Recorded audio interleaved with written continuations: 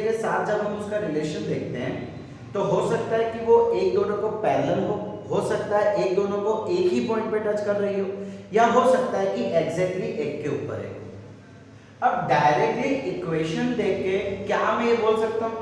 भाई देखो, अगर मुझे आ जाए कि बताओ ये दो लाइन कैसी है, इंटरसेक्टिंग है, कोइंसिडेंट है, कैसी है, तो क्या मैं उसको हमेशा दोनों के सॉल्यूशन निकालूंगा, दोनों को ग्राफ पे बनाऊंगा, इतने लंबी मेथड में चेक करूंगा?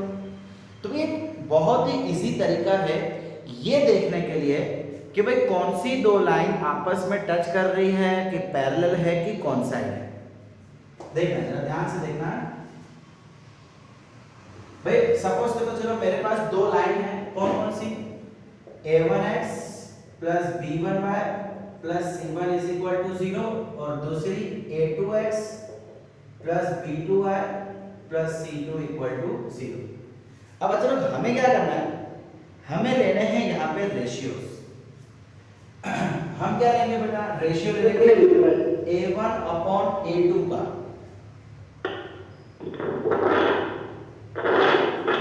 फिर हम रेशियो ले लेंगे b1 बाय b2 का, फिर हम रेशियो लेंगे c1 बाय c2।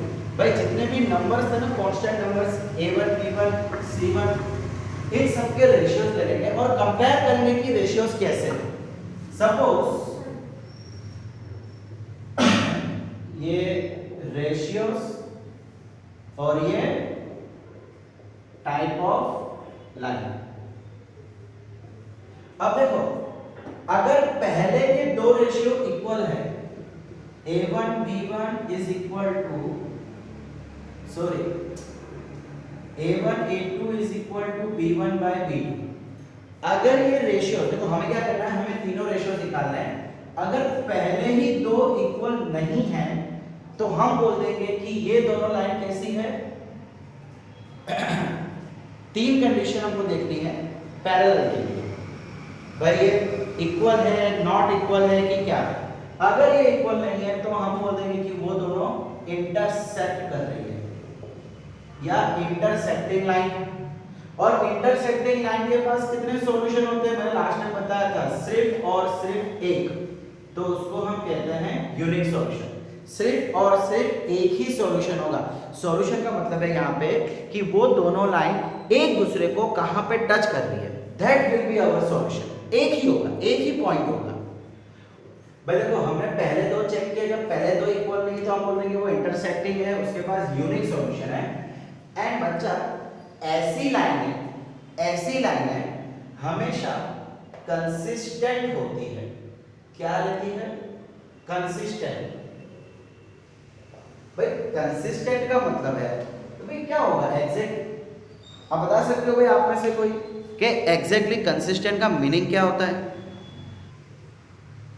भाई अगर हम बोलते हैं कि हमारी कोई भी दो लाइनें कंसिस्टेंट है, उसका मतलब कि भाई आपको जो लाइन में दिख रहा है ना वो ऐसा ही होने वाला है। भाई देखिए, अब ये इंटरसेक्ट कर रही है, इंटरसेक्ट कहां पे करेगी? एक पॉइंट पे। इसके सिवा इसका दूसरा कोई भी पॉइंट कभी भी इंटरसेक्ट नहीं करेगा, कभी भी इंटरसेक्ट नहीं करेगा। अब देखो, सपोज करो मैं अगर पैरेलल लाइन बोलूं, चलो हम देख ही लेते हैं, कंडीशन देख लेते हैं, ठीक है? मैं आगे बात करता हूं कि कंसिस्टेंट और इनकंसिस्टेंट एग्जैक्टली होता है क्या। अब अच्छा, सपोज करो कि ये रेशियो इक्वल आ गया, सपोज करो कि ये रेशियो इक्वल आ गया। भाई अगर नहीं आता तो इंटरसेक्टिंग, यूनिक और कंसिस्टेंट, खत्म हो गई कहानी। अगर ये रेशियो इक्वल आ जाता है पहले दो, तो चेक करो कि क्या C1 और C2 इक्वल है। अब दो पॉसिबिलिटी है, या तो ये इक्वल होगा या तो ये इक्वल नहीं होगा। और कोई पॉसिबिलिटी है भाई? नहीं। देखो, पहले ही हमने चेक कर लिया, पहला वाला रेशियो नॉट इक्वल आ गया, तो फिर आगे चेक करने की जरूरत नहीं है। अगर पहले दो इक्वल है तो चेक करो कि क्या तीसरा वाला रेशियो भी इक्वल है, यस या नो। इससे चेक करने पे अब ये भी हमारी कंडीशन बन जाती है। भाई अगर तीनों रेशियो इक्वल है, भाई तीनों रेशियो तभी इक्वल आ सकते हैं जब दोनों लाइन एक हो। जब दोनों लाइन एक हो तभी वो तीनों सेम आ सकते हैं। इसका मतलब ये हो गया कोइंसाइडिंग। कोइंसाइडिंग का मतलब है एक के ऊपर एक, एक के ऊपर एक। और अब ये कंसिस्टेंट होगी कि नॉन कंसिस्टेंट? भाई जनरली, अच्छा इसके पास कितने सॉल्यूशन होंगे भाई? इनफाइनाइटली मैनी, ये हमने लास्ट टाइम भी डिस्कस किया था। बहुत सारे भाई, बहुत सारे पॉइंट्स पे टच कर रही है ना, बहुत सारे पॉइंट पे टच कर रही है, तो बहुत सारे होंगे। अब ये जनरली हम इसको कंसिस्टेंट लेते हैं, बट एक्चुअली ये डिपेंड करता है भाई। हो सकता है बच्चा लोग, सपोज करो कि मैं ग्राफ बनाऊं, ये ग्राफ में ये दो लाइन है जो अपने को अभी लग रहा है कि एक साथ है, ठीक है। मैंने जानबूझ के उसको थोड़ा ऊपर किया ताकि मैं डिफरेंशिएट कर सकूं, मेरे पास अभी दूसरा कोई कलर नहीं है भाई। अब हो सकता है कि दो लाइनें जो पहले एक साथ चल रही है वो आगे जाके कुछ डेविएशन हो जाए।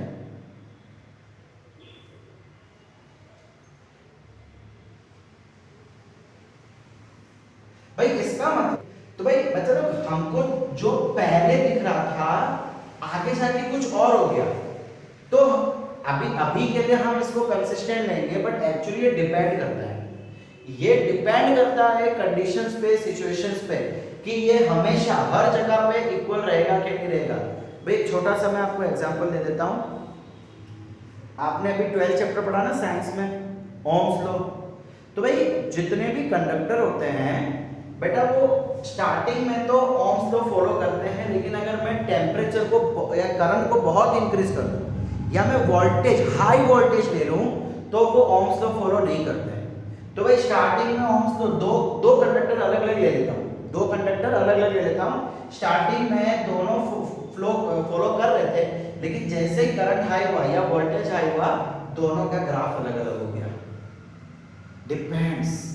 तो भाई ये कंसिस्टेंट और इनकंसिस्टेंट का ये मतलब होता है कि जो आपको दिख रहा है क्या वो बाद में भी रहेगा, क्या वो हमेशा वैसा रहेगा, या कंडीशन पे चेंज हो जाएगा। सो बच्चा लोग डिपेंड करेगा, ये कोइंसाइडिंग के समय डिपेंड करता है सिचुएशन पे, चीजों पे। इंटरसेक्टिंग जो दिख रहा है वही है कि एक ही पॉइंट पे टच होगा, बाकी नहीं होगा, मतलब नहीं होगा, कंसिस्टेंट।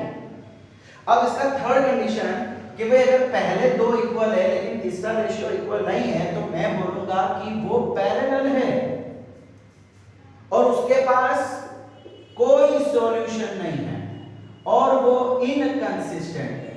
अब चलो यहाँ पे इनकंसिस्टेंट का क्या मतलब होगा भाई? आज ये दो लाइनें मुझे पैरेलल दिख रही है, लेकिन आगे जाके इसका भरोसा नहीं है, आगे जाके ये टच हो गई तो इसका कोई भरोसा नहीं है। आज ये पैरेलल दिख रही है, आज मतलब हमको यहाँ पे पैरेलल दिख रही है, बट हो सकता है कि आगे जाके ये एक दूसरे को टच कर जाए।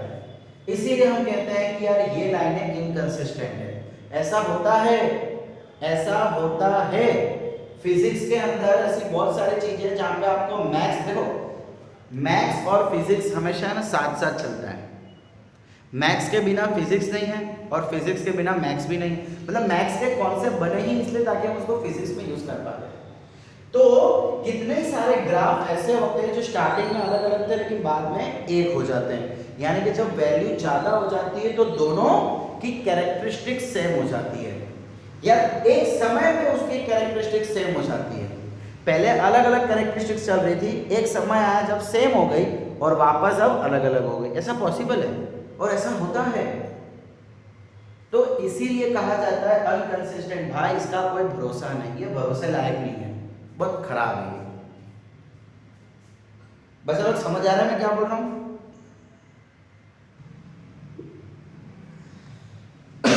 तो भाई अब हम शुरू कर रहे हैं आपकी एक्सरसाइज 3.2। इसमें क्या कहा जा रहा है?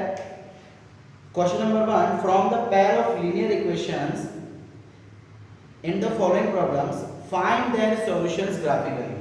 बच्चा हमको कंडीशन दी है, कंडीशंस के हिसाब से हमें इक्वेशन बनानी है जो लास्ट टाइम किया था, और फिर उसके ऊपर से ग्राफ उसको रिप्रेजेंट करना है। बहुत इजी है, चलो स्टार्ट करते हैं।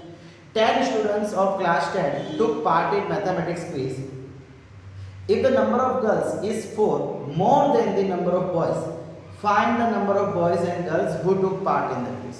देखो वो क्या बोल रहा है, टोटल स्टूडेंट्स 10 है, कंडीशन दी हुई है number of girls is 4 more than number of boys. चलिए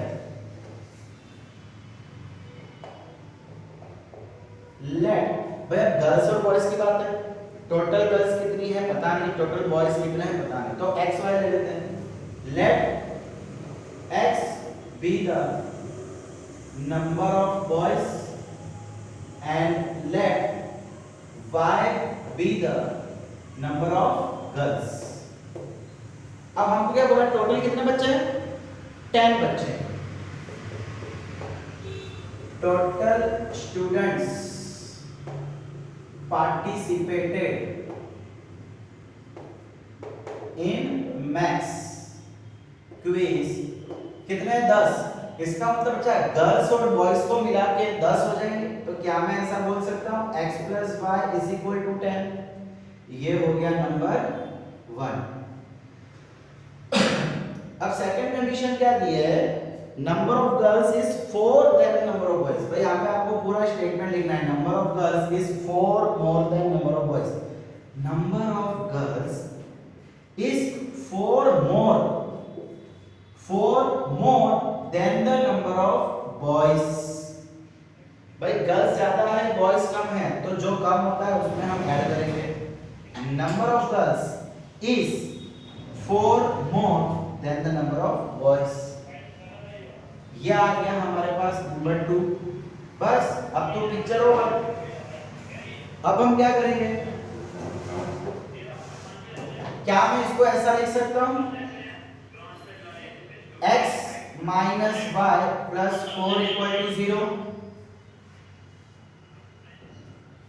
ये था x + y = 10, ये आ गया x - y + 4 = 0। अब हमको बोला है कि ग्राफिकली सॉल्यूशन फाइंड करना है, तो बच्चा इसके ग्राफ बनाओ, इसका ग्राफ बनाओ, वो जहां जहां पे टच करे वो पॉइंट उसके सॉल्यूशन हो गए। समझ आ रहा है मैं क्या बोल रहा हूं? इसके लिए ग्राफ बना सकते हो आप, इसके लिए ग्राफ बनाओ, इसके लिए ग्राफ बनाओ, वो दोनों ग्राफ जहां पे टच करेंगे, 1 बार 2 बार 10 बार, जहां जहां टच करेंगे वो इसके सॉल्यूशन हो जाएंगे।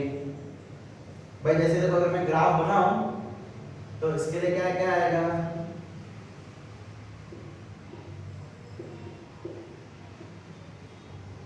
अगर मैं x को 5 ले लूं तो y भी 5 आ जाएगा, और अगर मैं x को 6 ले लूं तो y 4 आ जाएगा।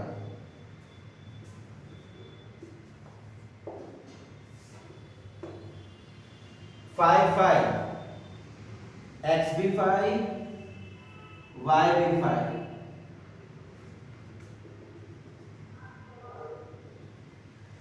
यानी कि एक पॉइंट ये मिल गया, दूसरा 6 4,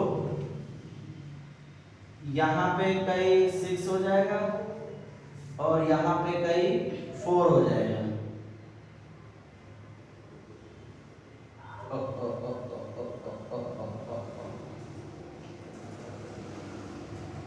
यानी ये पॉइंट, यानी कि बच्चा ये आपकी लाइन कुछ ऐसी आ जाएगी, ये जो लाइन है वो कुछ ऐसी आ गई। अब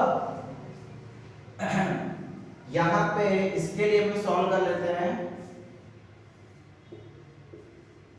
भाई अगर मैं यहां पे x ले लूं 1 तो y आ जाएगा 5, और अगर x ले लूं 2 तो y आ जाएगा 6। भाई x की वैल्यू तो हम हमारी मर्जी से ले सकते हैं ना, मुझे जो इजी लग रही है मैं वो ले रहा हूं। यहां पे क्या हो गया 1 और 5, सो ये हो जाएगा अप्रोक्सीमेटली 1 और ये हो जाएगा आपका 5। ये पॉइंट हो गया, और दूसरा 2 6।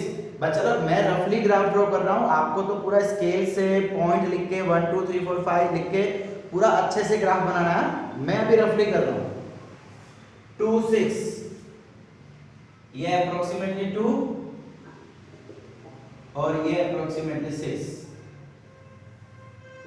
तो बच्चा ये कैसी लाइन बनी क्या यहाँ पे कोई सॉल्यूशन है? जहां तक मैं देख पा रहा हूं दोनों लाइन पैरेलल है, इसका मतलब इसका कोई भी सॉल्यूशन नहीं है। भाई जब पैरेलल तो कोई भी सॉल्यूशन नहीं होता। पैरेलल कब होगा? जब तीनों रेशियो सेम आता है। देखो आप कंपेयर करके देखो, A1 A2, B1 B2 and C1 C2। नहीं यहाँ पे अलग जा रहा है ना। 10/4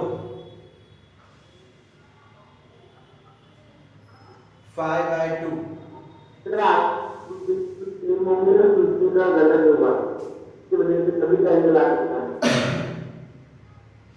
भाई टोटल स्टूडेंट्स हमको 10 बोले हुए हैं, वो हमने 10 ले लिया। Number of girls is 4 more then the number of boys. Number of girls is 4 more number of boys. तो ऐसे तो ये सही है भाई। इसके पहले दो रेशियो सेम आ रहे, तीसरा रेशियो सेम नहीं आ रहा, तो उसका मतलब ये क्या था? कोइंसाइडिंग। अच्छा अगर मैं सेम पॉइंट ये तो मेरी बात बनेगी।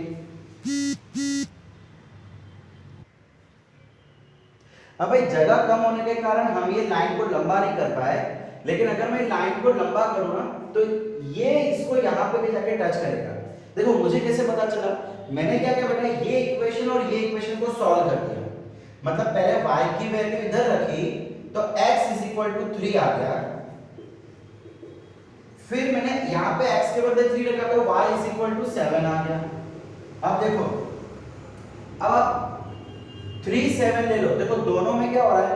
ये जो x 3 और y 7 का मतलब है कि वो इसको भी सेटिस्फाई कर रहा है, वो इसको भी सेटिस्फाई कर रहा है। आप चाहो तो चेक कर लो, x 3 रखो तो y 7 आ जाएगा, यहाँ पे x 3 रखो तो y 7। मतलब ये जो पॉइंट है ना 3 और 7 ये दोनों के लिए कॉमन है। अब अगर मैं दोनों के लिए तो ये 3 और 7 तो एक्चुअली हमने बनाया ही नहीं है, इधर पे आएगा ये पॉइंट 3 7। तो ये जो पॉइंट है ये दोनों के लिए सेम जाएगा। ठीक है, आप जब इसको स्केल से अच्छे से ड्रॉ करोगे तो आपको ये यहाँ पे टच होता हुआ मिलेगा। कंडीशन ये है कि इसको आपको अच्छे से स्केल से ड्रॉ करना है, नथिंग एल्स। ओके भाई, समझ आ रहा है मैं क्या बोल रहा हूं? यही चीज करनी है but proper scale and pencil से, नथिंग एल्स।